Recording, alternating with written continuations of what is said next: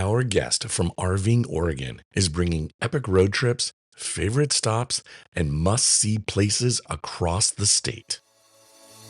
Welcome to RV Out West. I'm Brooks.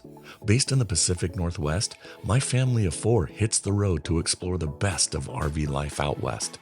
From hidden gems and epic destinations to helpful tips and real road stories. So grab your coffee and join the journey. Hey friends, before we get into this great episode, I wanted to share that if you haven't yet signed up for our newsletter, please do so. The first issue is coming to you on February 18, and it's our monthly newsletter that's going to have an episode highlight, a Pacific Northwest destination feature, and a few other fun things you're going to want delivered right to your inbox every month. There is still time for you to sign up. You can find a link right there in your podcast app in this episode description. So go ahead and click that link right now and sign up. I'll wait.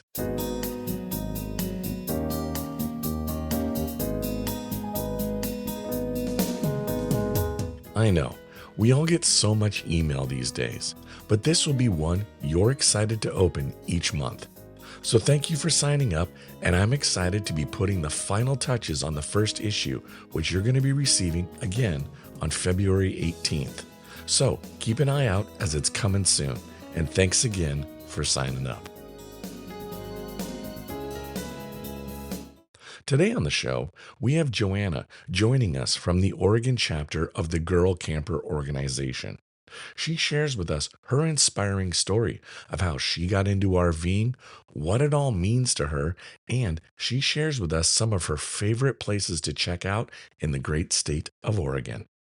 After the episode, be sure to head over to rvoutwest.com to check out the show notes, complete with links to the topics she discusses with us. So if you want to find out more info about the type of camper she has, the places she's traveled to, or to learn more about Girl Camper, be sure to check out the show notes on our website. Without further ado, let's welcome Joanna to RV Out West, and thank you so much for joining us. Thank you for having me. Yeah, well, welcome. I would like to set a little scene. And Joanna, kind of before Girl Camper existed, what did getting outside and exploring Oregon look like for you? Well, before Girl Camper, it was mostly hiking. I did a lot of hikes and beach walking as well. I have camped my whole life. So I just was mostly doing it with family, but rather than in a group setting. Okay, and was that mostly tent camping then?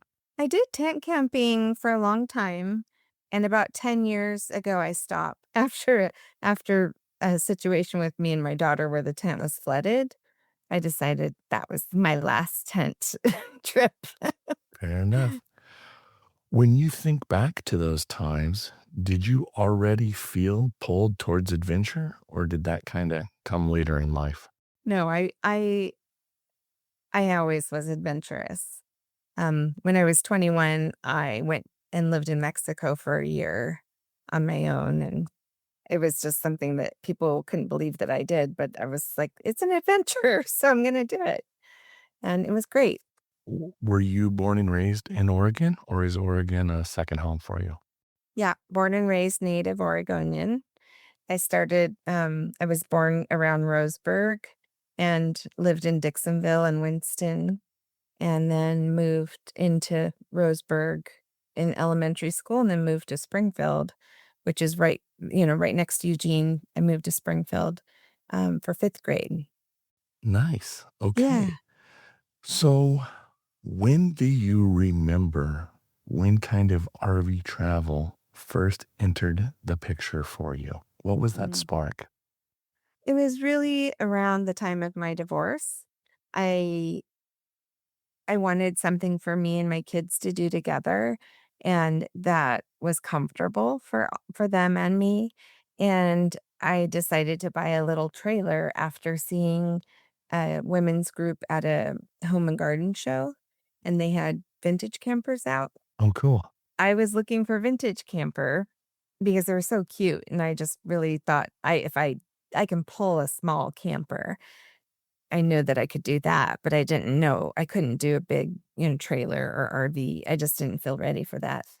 So, I joined, other women's camping group and bought a 18-foot, 2012 Takana Curve, and it was really perfect for just me and my daughter to start out camping, and then I later, would just go camping with women and now, she's my daughter's grown up now, so she's doesn't camp with me much, but Girl Camper has been amazing getting to know women from California, Oregon, Washington, Idaho, and I think it just brings a lot more women into the camping scene that wanna be adventurous. I'm really curious to hear about that first RV trip for you around Oregon when you got your first little camper. Tell me, what was that camper and like where did you go and what's kind of stayed with you from that experience?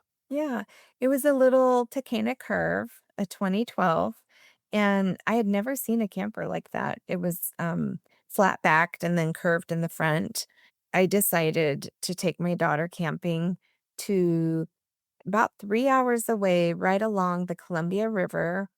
On the way to Hood River, there are some campgrounds there. For some reason, I just picked one and said, "Let's do this." And I, of course, was working. So after work, we left and didn't get there until around 8 o'clock at night.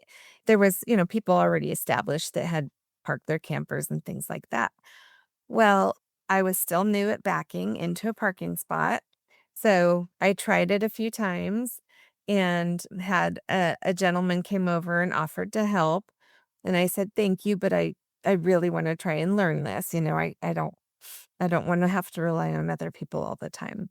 So I had to drive around the loop again and come in at a different angle. Tried it again several times, and another guy from another campsite came over offering help. And at that point, I was like, "Okay, I this is not the time or place to be practicing. It's already, after 8 o'clock. We gotta get settled." So, I let him back it in, and afterwards, my daughter, who was 12, she's like, "Mama, I can't believe you let a stranger in our car." And I said, he's not gonna take off with our camper, he has a way bigger, better camper, you know?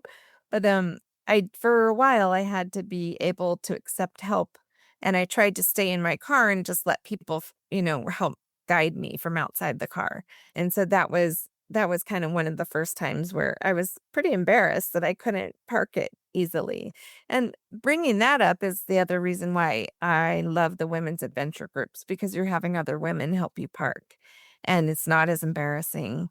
And at every camp out there's always somebody's first time or they're very new at parking. And so I love seeing that, we can help them and they don't have to feel embarrassed thinking it's only something that a man could do, or maybe only their husbands have done it and they haven't tried it yet. It's funny, we started with a tent trailer and backing that little tent trailer up is really hard. Yeah. I have a 26-foot travel trailer now and backs like a breeze. I don't know if it's because I'm just more experienced at backing and towing. I'm sure that's a part of it, but Mhm. those longer trailers are easier to back up than, those smaller trailers are really squirrely and Yeah. they're hard to back up. And I was told that afterward, after I'd purchased mine, the single axle trailers, they turn faster. And so now that I've learned how to do it, you just have to go back and forth on the steering wheel to go back straight, but it's not, yeah, it backs really fast. It backs and curves really fast versus a double axle. Are you still in a pretty small, what trailer are you in right now? Or what are you using right now? So, unfortunately, my first trailer had a leak and it went into the floorboard, so she had to go away. And this past year, I bought a, 2024 Starcraft August Ridge. Still single axle, but she's has a lot, walk around bed, which is what I wanted. More room for 2 people. So if my boyfriend and I go camping, I can have room in there, full bathroom.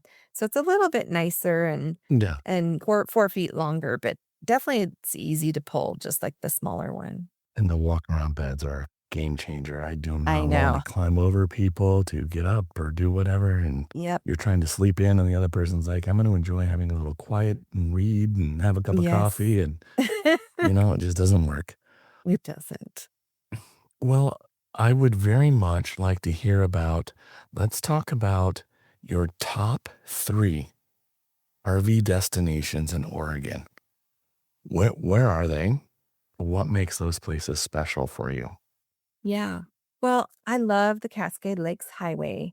So off of it's a highway that's up the mountain in the Cascade Mountains, and it's a cut through from that highway to Bend, Oregon. It's only open in the summer season. It gets a lot of snow in the winter, and it's got a lot of lakes on it. So if you drive down that Cascade Lakes Highway, most likely, you're going to see lots of different types of campgrounds. A lot of them are primitive with small lakes, but I love Cultus Lake, the Cascade Lakes Highway, and there's a resort there. So there's a lot of people that enjoy going there. There's also cabins, campground, and it's got boats, and they can rent kayaks or motorboats or anything. It's got a little restaurant.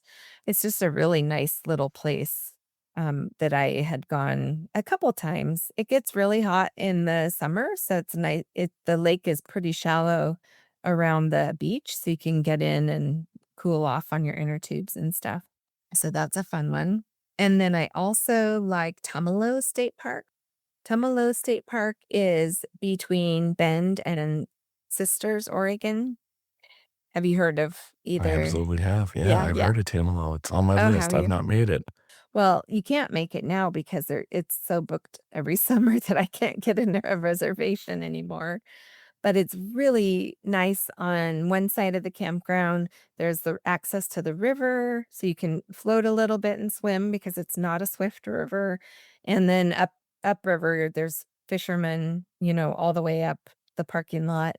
And then on the other side of the creek is the campgrounds. They have a little bit of something for everybody. You can park your RV, you can have a yurt, you can, stay in a tent, whatever works for your situation. We stayed in a yurt many years ago, and what we didn't anticipate mostly was that it's high desert climate. So the yurt was really hot during the day, and so we opened all the windows, turned on the fan, and then at 2 o'clock in the morning, we were freezing. So then you have to shut all the windows and turn on the heater, and that's just how the high desert is, but weren't used to it, you know. Right. So Yeah. I would say if you're gonna go, make sure that you take, tank tops and shorts and long sleeves and sweaters at the same time. Okay. But yeah, that's a really nice, park. My 3rd one I've gotta say is probably Sutton Lake, and that is on the coast in Florence.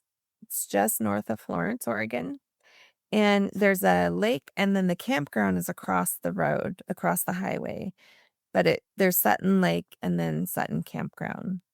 And I've been there several times. It's just really easy to park, easy to pull in.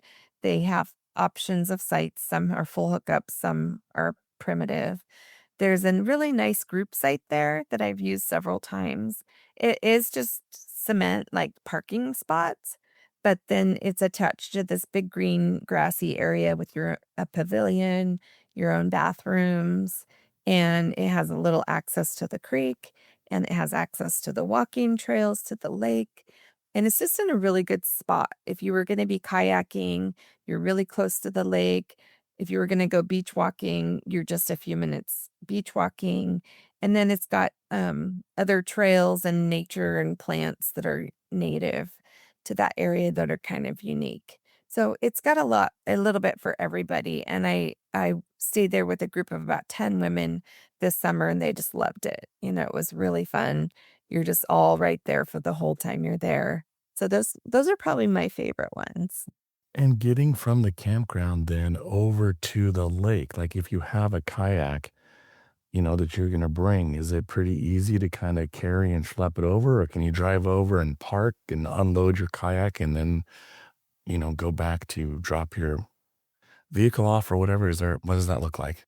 Yeah, you don't even have to do that. There is a pretty big parking lot you have to drive over to the lake, but you can leave your car there. There's a parking lot at the boat ramp. So when you get in, there's a little dock and you can paddle around, getting out, you just back up. You can back up your rig or have somebody help you carry it to your rig, but it's just a few steps away. It's a pretty small spot. Very beautiful though. Is it easy to like bike or e-bike from the campground then over to the lake? Oh yeah, there's a Cool. biking and walking trail and it goes around, the campground and then under the highway to Oh, the cool. lake. Okay. Yeah, and Yeah, if that you're sounds really really into cool. biking and you wanna bike into town or go north and ride farther north, you can do that. So, Yeah, that's it's cool. easy.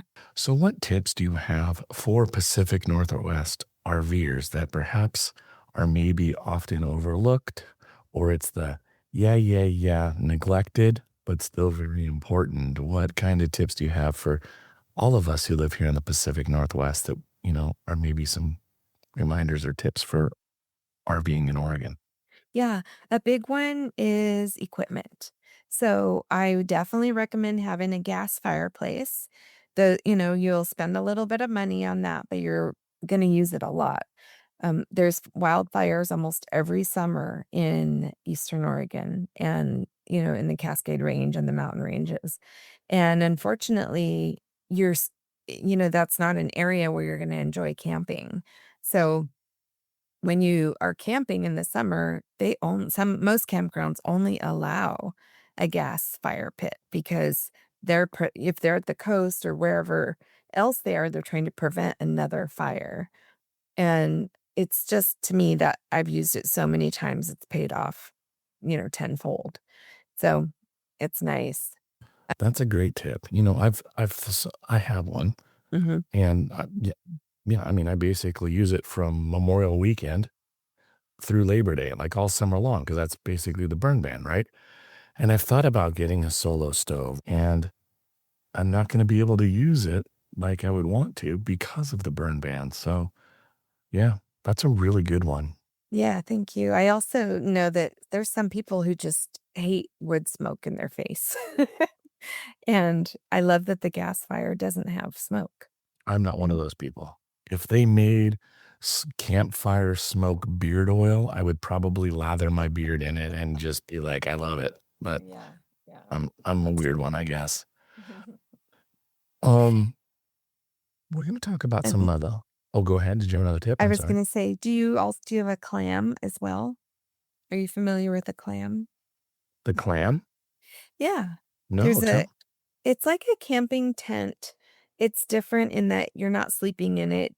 Usually it is a mesh covered dome type thing. If you have a pop-up canopy and you have sides on it, the clam is the brand name, but there are generic ones. The mesh sides help to keep the heat in so you can put your fireplace inside and have your chairs and stuff inside. And even though mine didn't have sides on it, it just has the mesh, it still stayed warm in there. And we could tell a difference when you unzip it and you go out, it was much colder than inside.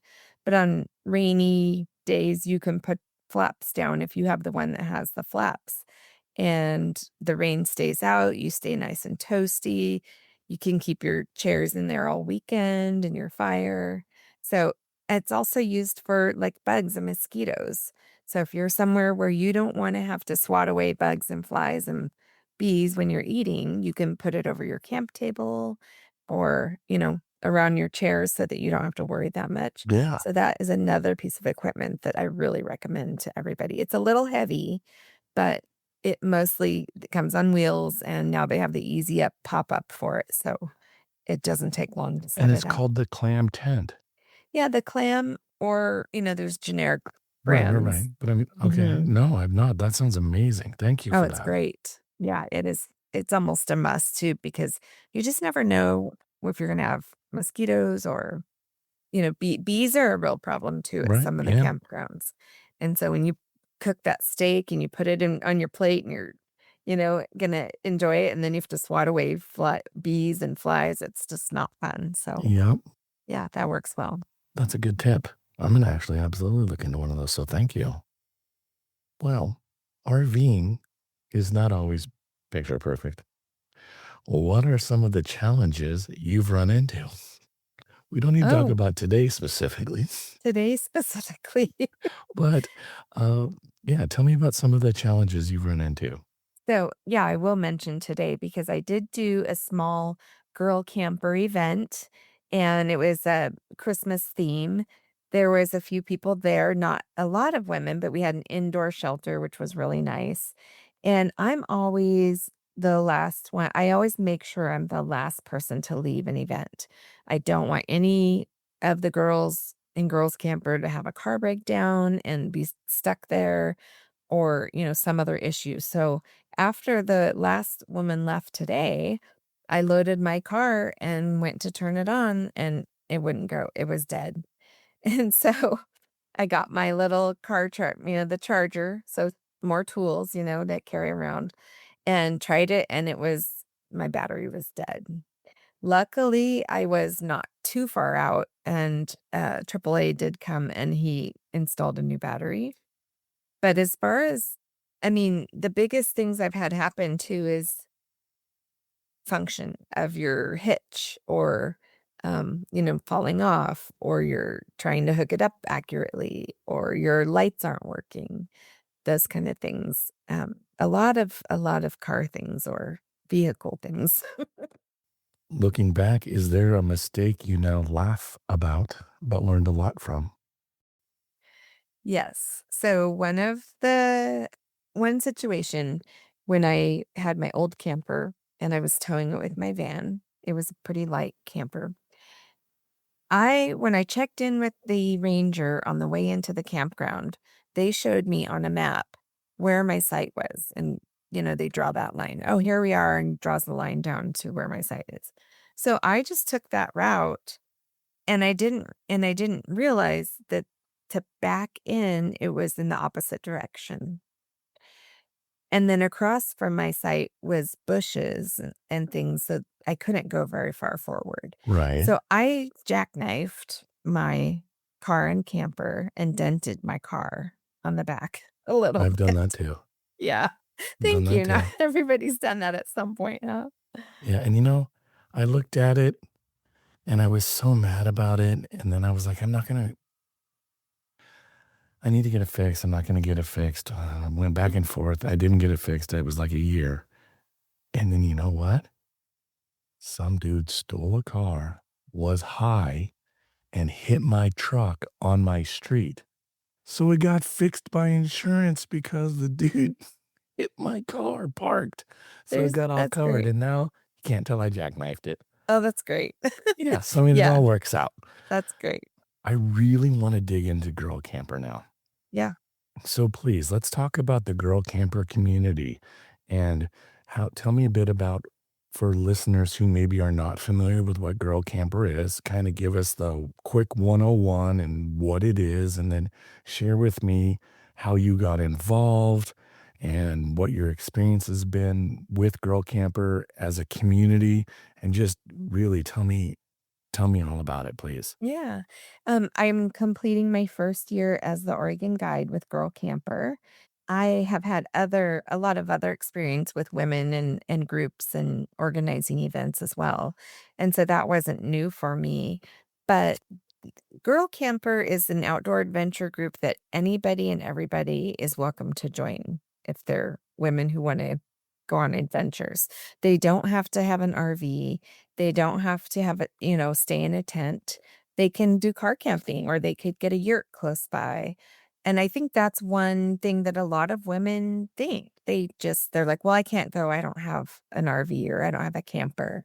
And that's not us at all. We're just like, just come out and adventure with us. You can stay wherever you can stay or however you prefer.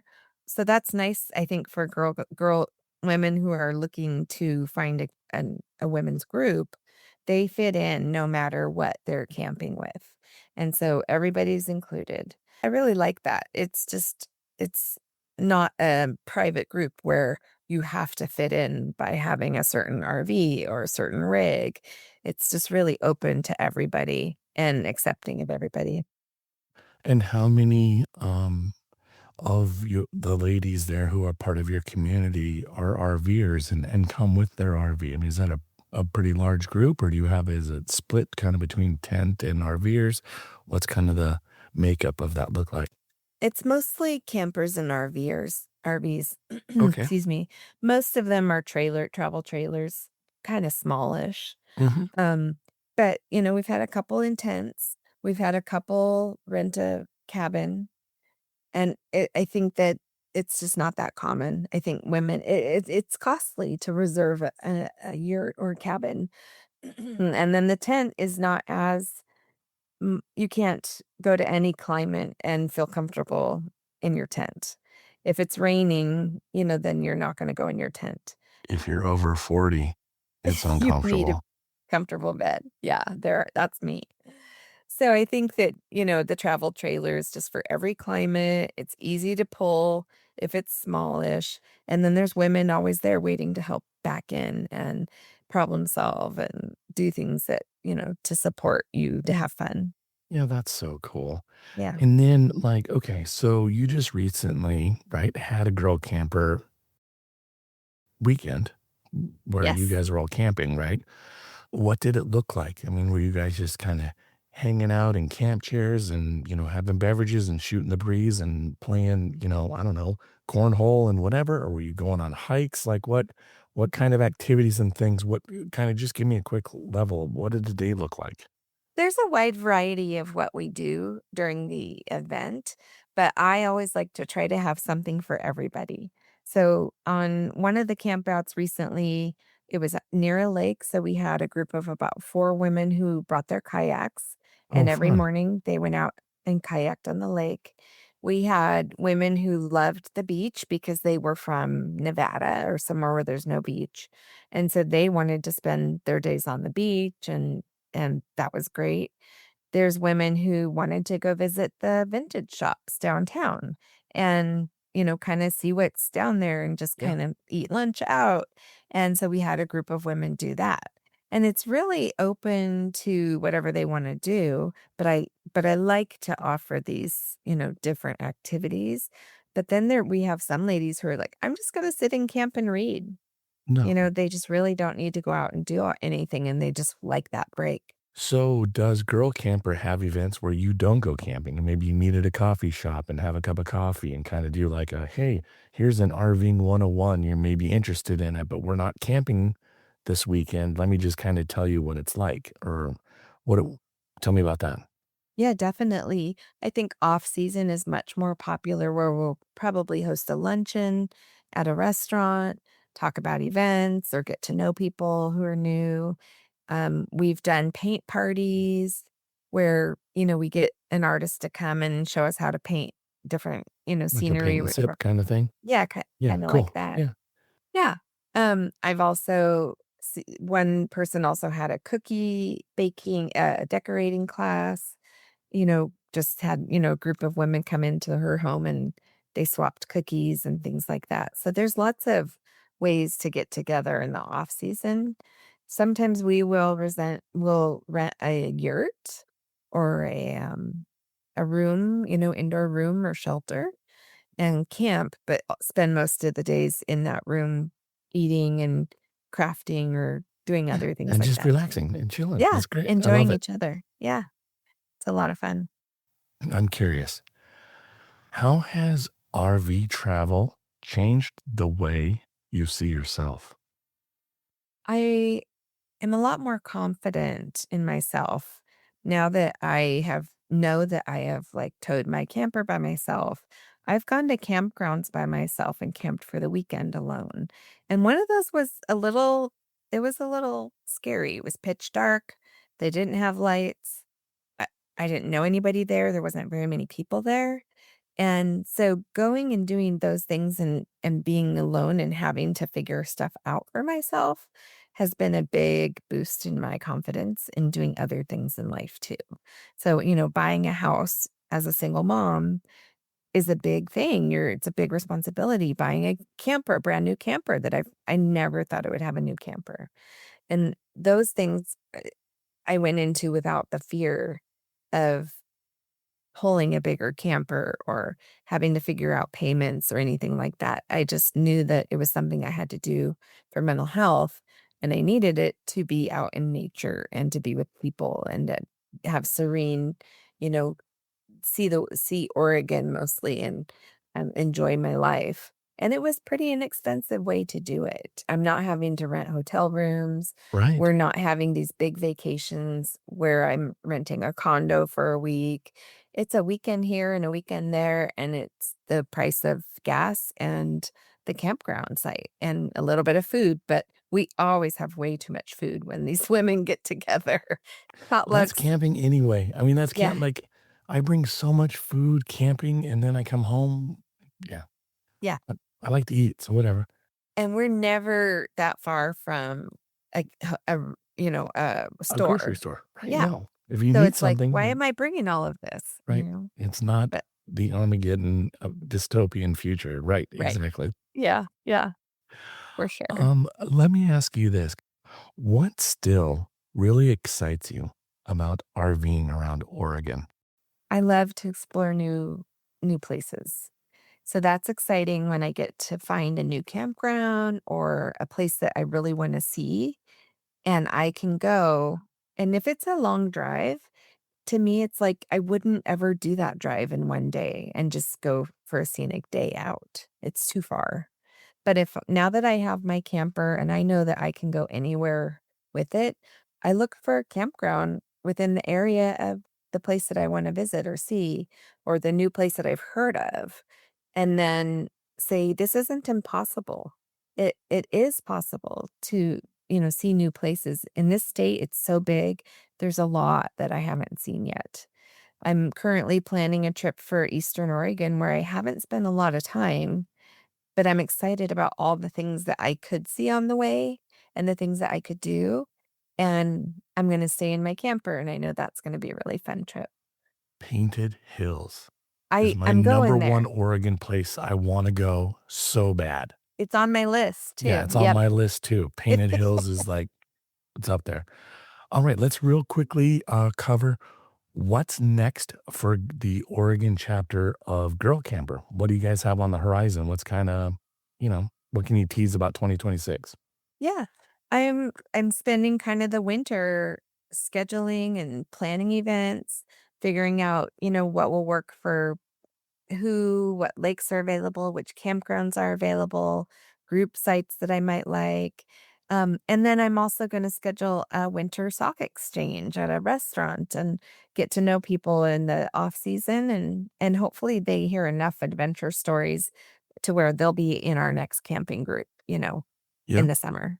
Where can people follow along on your adventures or learn more about Girl Camper and, follow along on the Oregon chapter of Girl Camper? Where can people learn more about all of that? They can go to our Facebook page, which is Girl Camper Oregon. There's also a regional page because there's no guides in Washington or Northern California right now. So they can go to the Girl Camper regional page and see events that are happening in other states. If they might live in Washington, there's might be things posted there for their state, or they can come down to Oregon and camp and just kind of get to meet people that are close by.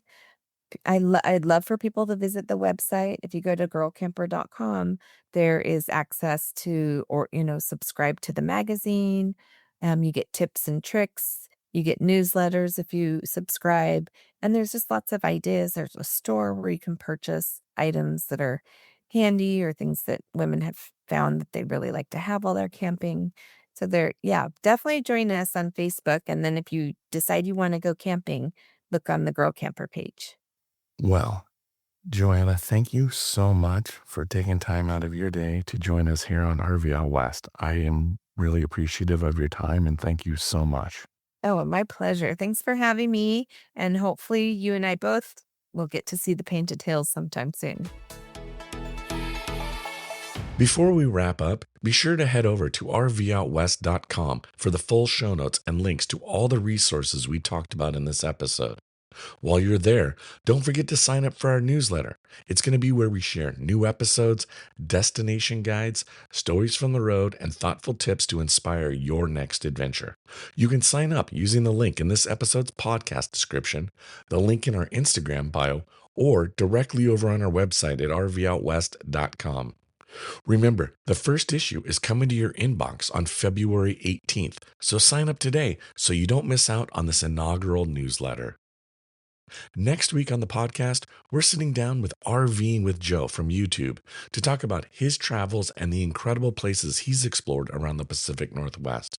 From his coastal drive to mountain stops and everything in between, he's going to be sharing stories and his favorite spots from the road.